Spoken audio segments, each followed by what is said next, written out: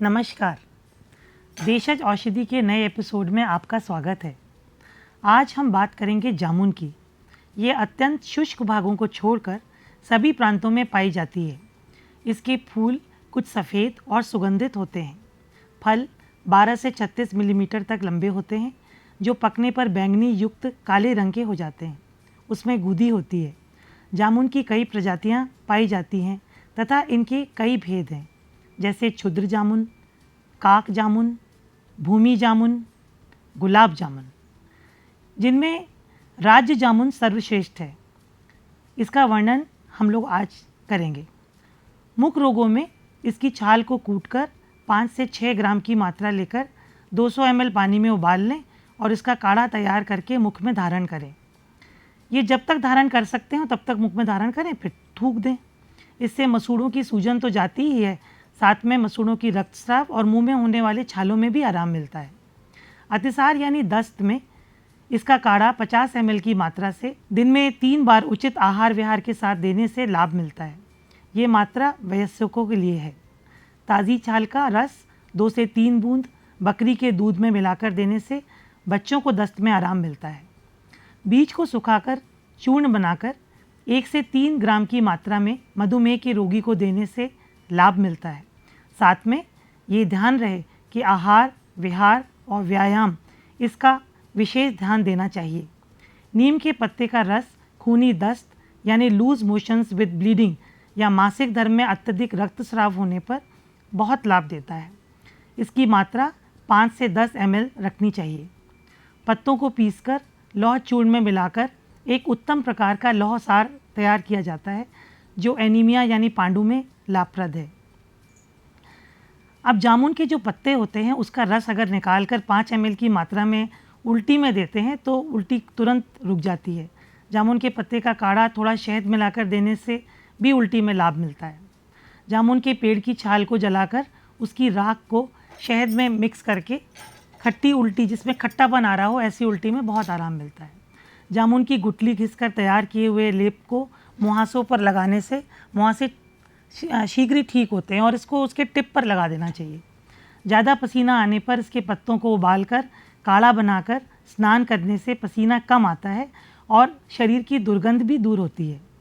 पकी जामुन खाने से मधुमेह के रोगियों को बहुत लाभ मिलता है, पर यह मात्रा 150 ग्राम से कम ही रखनी चाहिए और उसके बाद या इसके साथ दूध कभी नहीं पीना चाहिए। यदि मूत मार्ग में पथरी हो तो जामुन का काढ़ा पथरी को निकालने में मदद करता है। जामुन और आम की गुठली का चूर्ण मिलाकर हल्के गुनगुने पानी से 1 से 3 ग्राम की मात्रा में लेने से ब्लीडिंग पाइल्स में आराम मिलता है। गर्मियों में जामुन के पत्ते का रस थोड़ी थोड़ी मात्रा में यानी 2.5 से 5 ml तक बार बार लेने से गर्मी में लगने वाली प्यास में शांति मिलती है। जामुन की कोपल और काली मिर्च को पीसकर छोटी छोटी गोलियां बनाकर रख लें और डायबिटीज़ में 1 से 2 गोली रोज़ सुबह शाम लेने से फ़ायदा मिलता है। अगर गला बैठ रहा हो तो जामुन की गुठली को शहद में पीसकर गोली बनाएं और रोज़ाना इसको 2-3 बार चूसें, बहुत लाभ मिलेगा। जामुन की गुठली की बारीक चूर्ण 2 चुटकी सुबह शाम लेने से गले की सूजन में आराम मिलता है। जामुन की जड़ को चावल के तंडुलोदक के साथ पिलाने से महिलाओं में खून की कमी, सफ़ेद पानी और रक्त प्रदर में विशेष आराम मिलता है। कहीं पुराना घाव हो तो छाल को धोकर पीसकर उसका लेप लगाने से घाव शीघ्र ठीक होता है। जितनी भी व्याधि जिसमें रक्त अधिक मात्रा में आ रहा हो, जैसे खूनी दस्त, रक्त प्रदर, ब्लीडिंग पाइल्स या नासा से होने वाले रक्तस्राव में 5 से 10 ml पत्र स्वरस बहुत लाभ देता है। जामुन के फल और आम की मंजरी और वट के पेड़ की लटकी हुई जो एरियल रूट्स होती हैं उनको मिक्स करके शहद के साथ पीस कर लेने से उल्टी, बुखार, दस्त और चक्कर आने में आराम मिलता है। जामुन का सिरका जल के साथ लेने से भोजन के बाद पाचन क्रिया के लिए बहुत लाभकारी है।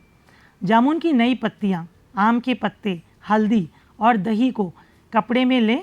इसे लटकाकर निकाले गए जो जल होता है उसका लेप मुंह पे लगाने से चेहरे की झाइयाँ ठीक होती हैं और त्वचा में कांति आती है। आइए अब हम लोग समझते हैं कि जामुन का सिरका कैसे बनाते हैं। सबसे पहले पके हुए जामुन के फल को अच्छे से धो लें, धूप में थोड़ी देर सुखा लें जिससे उसका पानी ख़त्म हो जाए, इसके बाद सूखे हाथ से या आलू मैश करने वाली कलची से दबाकर उसकी गुठली अलग कर दें। एक साफ़ कपड़े से या पतले स्ट्रेनर से छानकर पूरा रस निकाल लें। इस रस को पहले से सूखे हुए कांच के पात्र में डालकर उसका ढक्कन लगा दें। 20 दिन के बाद इसको बंद करके रखें और जब 20 दिन हो जाएंगे तब औषध रूप में प्रयोग होने वाला हमारा सिरका तैयार है। यदि स्वाद के लिए सिरका खाना हो तो उसमें सौंफ, सरसों के तेल से छौंक लगा दें। इसमें अलग अलग द्रव्य जैसे आम के टुकड़े, कटहल के टुकड़े, लहसुन की कली इत्यादि डाल सकते हैं। ध्यान रहे, आम के टुकड़े और कटहल के टुकड़े हल्की धूप में सुखाकर पानी मर जाने के बाद ही इसमें मिलाएं। आइए जानते हैं कि तंडुलोदक किसे कहते हैं और उसको कैसे बनाया जाता है। 2 चम्मच चावल लगभग 1 कटोरी पानी में 2 से 3 घंटे भिगोकर रखने के बाद मसल कर छान लें और ये जो छना हुआ जल है यही तंडुलोदक है। देखते हैं कि जामुन की गुठली के चूर्ण को कैसे तैयार करते हैं।